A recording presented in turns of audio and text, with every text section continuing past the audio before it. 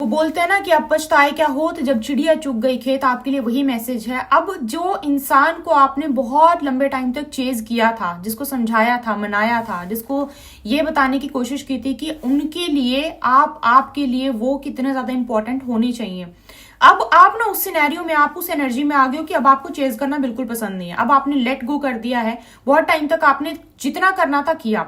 You are thinking about yourself. अब आप अपने बारे में सोच रहे हो और चेजिंग वाली चीज को बिल्कुल आपने रोक दिया है। लेट मी टेल यू, यही चीज आपको बहुत टाइम पहले ही कर देनी चाहिए थी।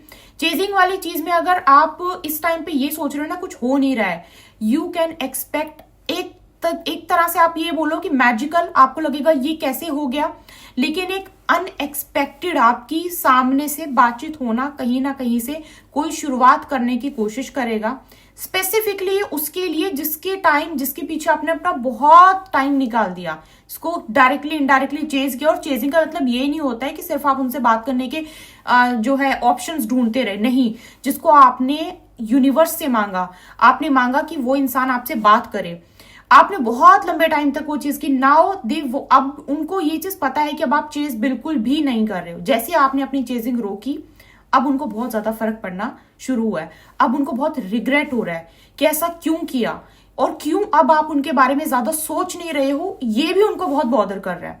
ये बॉदर जो हो रहा है ना, यही चीज है जो उनको अचानक से आपकी तरफ बात करने की एक तरह से अर्ज करेगी कि वो बात करना चाहेंगे, आपसे बात करना चाहेंगे। एंड यू कैन एक्सपेक्ट कर सकते हो आपके लिए कहीं ना कहीं वो किसी तरीके से अपने फ्रेंड सर्कल में, अपने आसपास के लोगों में बातचीत करेंगे, और शायद वो बातचीत आपके कानों तक भी पहुंच जाए।